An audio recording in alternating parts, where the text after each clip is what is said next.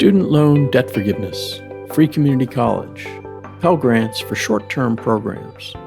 Those are just some of the higher education issues occupying the federal policy landscape in Washington. Hello, and welcome to The Key, Inside Higher Ed's weekly news and analysis podcast. I'm Doug Letterman, editor of Inside Higher Ed and host of The Key. Thanks for listening today. In this week's episode, we're joined by the person at the center of the Biden administration's work on those and other topics. Under Secretary James Kvaal is the Education Department's senior official on higher education. Before that, he led the Institute for College Access and Success and served as a White House and Education Department official under President Obama. In our conversation, he discusses the administration's current thinking about all of the aforementioned issues. He also shares his thoughts on the challenges of operating in a highly partisan environment and on a new law in Florida that could force colleges to change accreditors. Before we go on to the conversation with James Kvaal, a reminder that you can subscribe to The Key on Apple or Google Podcasts, Spotify, or your favorite podcast platform. Here's the discussion with James Kvaal, the Education Department. James, welcome to The Key, and thanks for being here. Thanks so much for having me, Doug. So we'll get to the policy issues that probably everybody's interested shortly, but I thought I'd start by asking you a little more generally how you're doing and how you think things are going in the job and with the administration's work so far. I think things are going quite well. We live in interesting times in higher education, as they say. And in politics, huh? And in politics. But we have a president who cares a lot about higher education, sees it as an important vehicle to solve the country's problems. We have strong leadership in the secretary, and we have a really strong team here of people who are passionate and capable. And, I think that's contributing to us making a progress on a lot of fronts. People say we're trying to do in 2 years as much as the Obama administration did in 8 years. I mentioned the political environment in passing, and I guess I'm interested as somebody who you worked in the Obama administration and you've been around these parts for a while. Is it true that the political situation and the lack of partisanship around higher education is worse? Have you seen changes, or is that being overstated? Yeah, I think the environment is a little more challenging. It's a little more polarized. I think that, the town is still struggling with the legacy of January 6th and how to move forward on that. Debate on social media and Twitter is a little more polarized, a little less respectful and substantive and recognizing of honest disagreements of opinion. And so it is a little bit harder to say, okay, we disagree about this issue. We are going to fight as hard as we can. But the next issue that comes along, we may find ourselves in agreement and able to work together. And, that is a little less common now than it used to be. Going into a little bit of specifics on some of the issues that you're wrestling with, and politics probably factor in here in certain ways, but probably the biggest agenda item that the administration started with was Build Back Better, and that got waylaid by political disagreement in large part. How do you see the administration moving forward from that, pressing ahead on elements of it? How would you characterize the status of that, and where do you see promise for implementing or some of what was in that massive proposal? The administration's American Rescue Plan was one of the biggest investments that the federal government has ever made in colleges. And in particular, that plan invested a lot in community colleges, historically Black colleges and universities, Hispanic serving institutions, other minority serving institutions. And so we have already made a very big investment in higher education, and particularly those places that have a mission of being inclusive and that are often underfunded historically. And it has made a big difference in helping students stay enrolled and helping those colleges perform their mission. Now, the president's proposed some additional, very substantial investments, some in those kinds of institutions, free community college, doubling Pell Grants, the completion fund. And we have seen some progress in Pell Grants in particular. We've seen a $400 increase this year.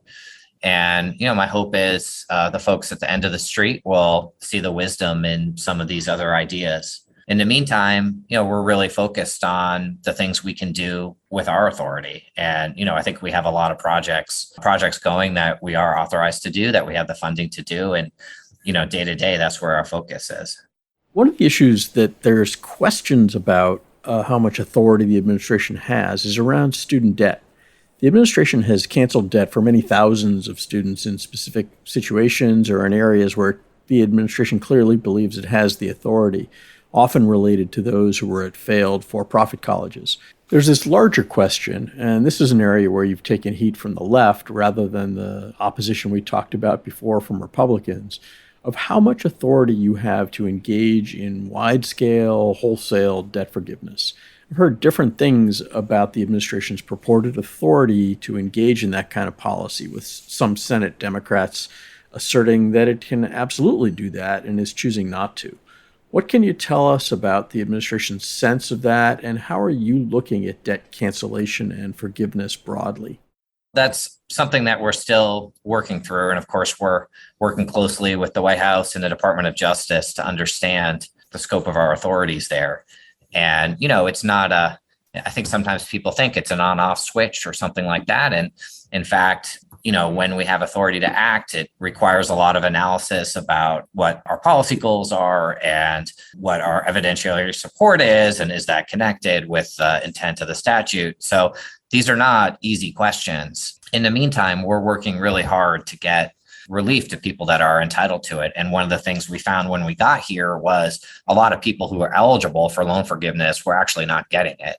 And those are people who have permanent disabilities, people in public service, people who were cheated by their colleges.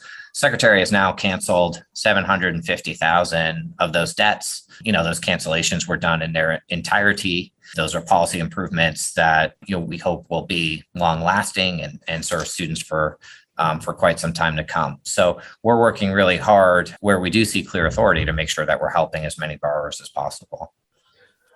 There's the authority question. Can you? There are also questions of should you or would you if you could? And there are people out there who don't necessarily think that wholesale debt forgiveness, especially up at higher levels, would necessarily be the best use of what are always going to be limited federal funds. So setting aside the authority question for a second, is there a policy position on whether debt cancellation, wholesale wide-scale debt cancellation would be the right thing to do, the smart thing to do if you had the authority? Well, the president has said he supports $10,000 in debt cancellation if it were passed by Congress. And, I think we do need to be honest about the fact that for a lot of people out there, paying loans is a really significant challenge. We have many more people borrowing than did in past generations. They're borrowing higher amounts and they're struggling more to repay than students have before. And before the student loan pause, we had 1 million students a year defaulting on their loans. They're really troubling racial equity questions around student debt. So I think we need to be quite honest about the shortcomings of the student loan program and to be really aggressive in making sure that when people borrow to go to college, they're making their lives better, not worse. How comfortable are you with the ROI focus of in federal policy right now? That to me is a really interesting development of the last few years. And obviously the focus on ROI, literal ROI in terms of economic return has increased. And I'm curious, how likely do you think it is that we see more and more of that embedded in federal policy? And are there any problems or risks in doing that too much? On one hand, higher education has a lot of goals that, certainly are beyond career training or something that would be measured by earnings alone.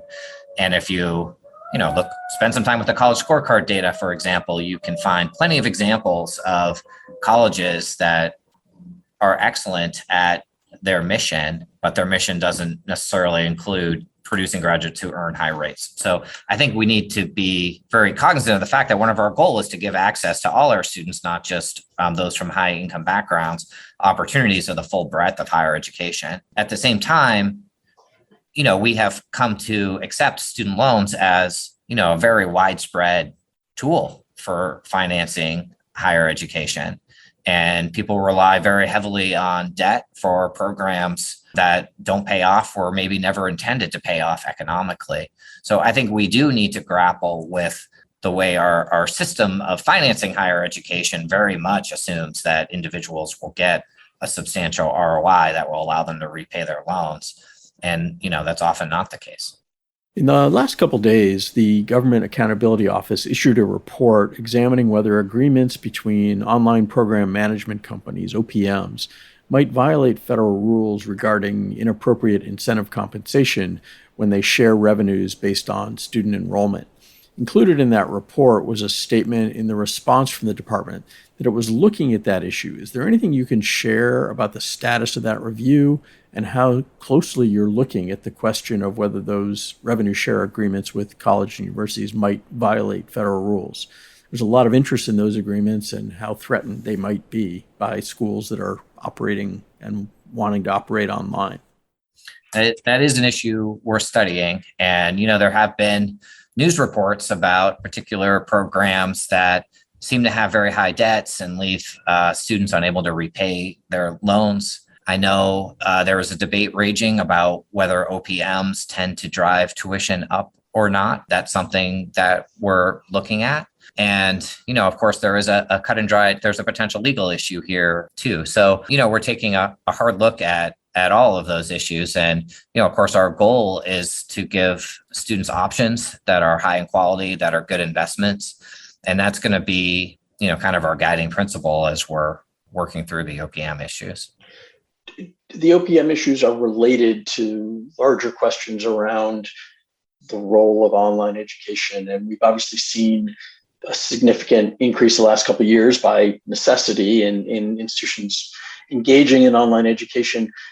Does the administration have any kind of overarching view of sort of the appropriate role of online education, or are you looking at it more generally as we need to make sure whatever programs colleges offer are of high quality? Is there anything special about sort of the role of technologically delivered higher education that's different? Obviously, online education is a big part of the future of higher education. And even before the pandemic, we saw a lot of demand for these kinds of programs. And I think the likelihood is that students are going to want to learn differently going forward, just as we all want to live and work differently after the experience of the pandemic. There are some very high quality online programs. We see some evidence that some programs do very, very well. At the same time, online may not be suitable for all students or for all kinds of programs. Some of the strongest evidence is around hybrid programs. So I think it's a much more complicated question than is it good or bad, but rather, what are the right ways to use it and to creating good opportunities for students? Higher education tends to look, and policy sometimes tends to look skeptically at new offerings. And online education isn't new, but there's still people who view it as lesser than. There's a similar sort of debate raging around certain alternative credentials. And the reason there's a policy proposal in Congress right now that would allow the use of Pell Grants for very, very short-term programs, some of which are non-degree and quote alternatives.